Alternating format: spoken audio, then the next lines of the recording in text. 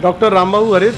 मैं इस समय अनुसूचित जाति अनुसूचित जनजाति आयोग उत्तर प्रदेश का अध्यक्ष हूँ और आज हमारे निवास पर हमारे बच्चू सिंह जी बहुत पुराने हमारे मित्र हैं और तमाम हमारे साथीगण यहाँ आए हैं बाबा साहब की जन्म जयंती के अवसर पर।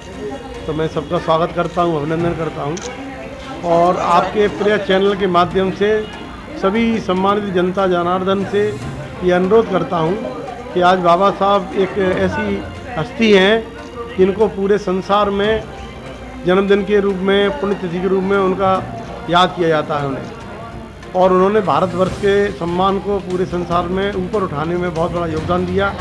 और सबसे बड़ी बात यह है कि उस समय जब देश हमारा आज़ाद हो रहा था तो जो अंग्रेज़ों के गुलाम थे उन गुलामों के गुलामों को उन्होंने स्वतंत्रता दिलाई। उनकी हालत इतनी ख़राब थी, हर तरह से उनको स्वतंत्रता दिलाई।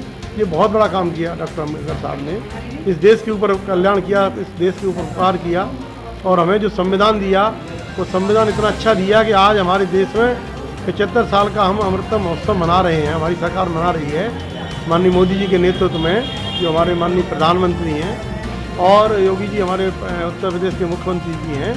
लेकिन इस देश के अंदर अभी तक कभी यहाँ पर जो है मिलिट्री शासन नहीं लगा, इतनी बढ़िया व्यवस्था की है। अन्यथा हमारे साथ में पाकिस्तान आज़ाद हुआ था, वहाँ कई बार मिलिट्री शासन लग चुका है। तो ये संविधान के जो नियम है इसमें बाबा साहब के साथ किसी ने कोई अन्याय किया हो उस सबको दनकरार करते हुए, चूँकि एक महामानव थे वो, उन्होंने जो संविधान लिखा तो इतना ईमानदारी से लिखा कि उसमें जितनी हमारी मातृशक्ति उसको सम्मान दिलाया।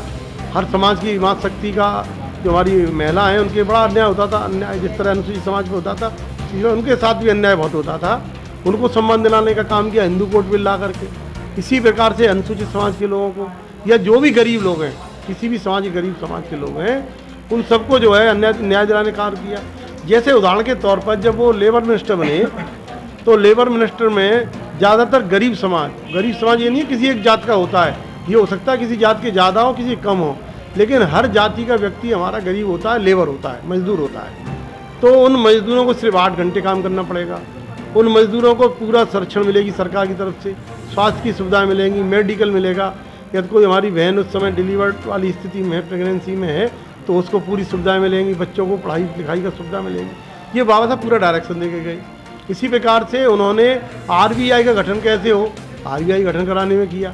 तो आज जितनी भी चीज़ें हम देख रहे हैं देश के अंदर, उन सब चीज़ों को लाने में बहुत बड़ा योगदान जो है बाबा साहब का रहा।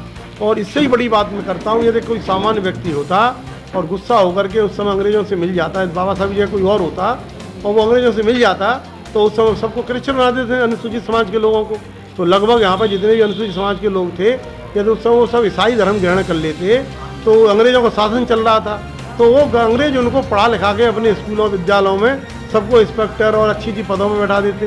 तो इस देश से कभी भी अंग्रेज बाहर नहीं आते, इस देश हमेशा गुलाम बना रहता। लेकिन बाबा साहब ने बड़ा दिल का परिचय दिया कि जिस तरह से मैं देश को जब आज़ाद कराने में अपना योगदान दूंगा तो इस देश के जो अपने को सवर्ण समाज कहता है वो इन समाज को आगे उठाने में ईमानदारी बरतेगा। लेकिन उन्होंने ईमानदारी नहीं बरती है, इसलिए आज भी हमारे देश में लगभग 30% लोग गरीबी रेखा के नीचे जीवन यापन कर रहे हैं। 5 तरह की यहाँ शिक्षाएँ चल रही हैं जिससे देश के अंदर अफरा तफरी मची हुई है।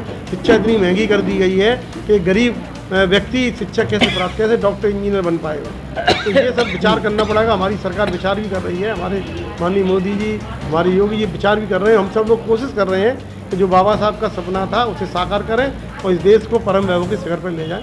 बहुत बहुत धन्यवाद। जय हिंद।